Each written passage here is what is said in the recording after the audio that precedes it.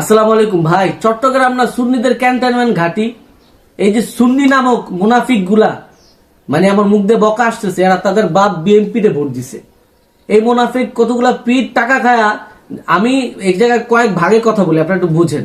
আচ্ছা, যেসব সুন্নি মুনাফিক গুলা আপনারা যে বিএনপি বাবারে ভোট দিচ্ছেন, চট্টগ্রাম 13 আসনে আপনারা দেখছেন সুন্নি যেসব কর্মীদেরকে বিএনপিরা কিভাবে পিটাইছে, রক্তাক্ত করছে আমার ভাই গুলারে।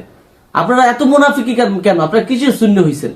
এই যে হাসান আজারির যে ওনার যে আসন চট্টগ্রাম 8, ওই জায়গা তো মাইজ ভান্ডারের লোকের মুরিদ গুলা, এই মুরিদ গুলা ভোট করে দিছে, সুন্নি লোকগুলা ভোট গুলা করে দিছে। এই সবগুলা মুনাফিক।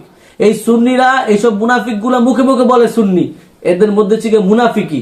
এবং এই যে তাইরি সাহেবের আসন মাধবপুরে, তাইরি সাহেব কেন ফেল করলো? ওখানে তো ভোট চুরি হয়েছে, পাতানো নির্বাচন, এটা তো আমরা জানি। এর মধ্যে কতগুলা ভণ্ডপীঠ টিয়া খায়া বিএনপির পক্ষপাতিত্ব করছে। সৈয়দ ফয়সাল এই ভণ্ডপীঠ দ্বারাই বয়কট করবেন, এবং এটাকে মানে যদি আপনারা পারেন বিচারের আওতায় আনান। সে সরাসরি ভাবে সুন্নি জোটের প্রার্থী তাহিরিকে সে সমর্থন না করে সে ধানের শীষকে সমর্থন করছে। কত বড় গাদ্দার, কত বড় বেঈমান, কত বড় মুনাফিক! এর যদি কেউ সুন্নি বলেন, সুন্নিয়তের কলঙ্ক হইব। আমি আপনাদেরকে সোজা করে কয়েকটা কথা বলি, সুন্নিদেরকে বলি। আপনারা যারা বলতেছেন যে সুন্নি, এরা সুন্নি, এরা সুন্নি, যারা আপনাদের থেকে টাকা খায় মাহফিলে ময়দানগুলোতে, এই যে পীর আর এই মৌলবী গুলা, এগুলো সবগুলো মুনাফিক, বিএনপির দালাল এগুলো। আমার কথা হচ্ছে কি, আপনারা কম ভোট পান। হাসান আজারি তো ওখানে ফেল করার কোনো কথাই না, কোনো কথা না। চোখ বন্ধ করে হাসান আজারি তার ভোটে সে পাস করে। ভোট তো কারচুপি হয়েছি এখানে। মাইজবান্ডার আর যে সুন্নি যেই ভণ্ডগুলো, মুনাফিক গুলো, তারা বেইমানি করছে। আর তাহিরি সাহেবের আসনে অবশ্যই এখানে কারচুপি হয়েছে।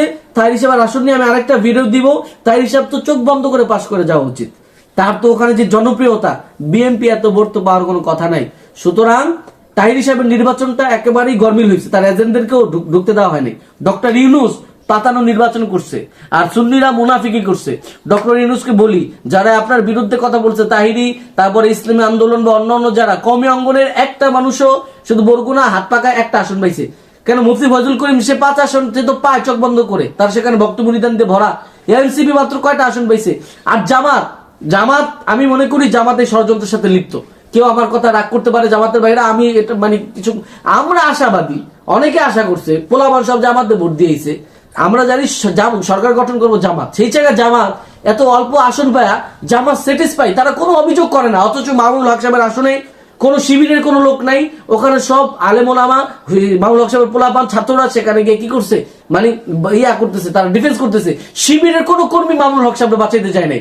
মানে মামুনুল হক সাহেব নিয়ে জামাতের কোনো মাথা ব্যথা নাই, এবং কমি অঙ্গনের কোনো ব্যক্তি কোনো আসন পায় নাই, এবং জোটের সাথে কমি অঙ্গনের কেউ আসন পায় নাই।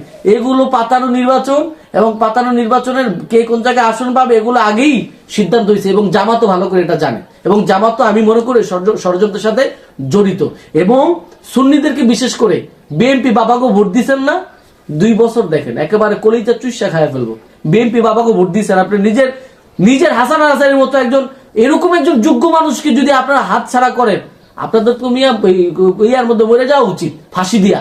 হাসান আজারির মতো ব্যক্তি হয়, তাই হিসেবে মতো ট্যালেন্টেড ব্যক্তি, সুন্নিয়ত অতন্ত্র প্রহরী রত্ন, এই ব্যক্তিটা পাশ করতে পারলো না। সুন্নিদের কোনো মাথা ব্যথা আছে এটা নিয়ে? কেউ কোনো কথা বলছে? মানদার বলারা সব বিএনপির দালালি করে, এগুলো সব বিএনপির দালাল, এগুলো মুনাফিক গাদ্দার।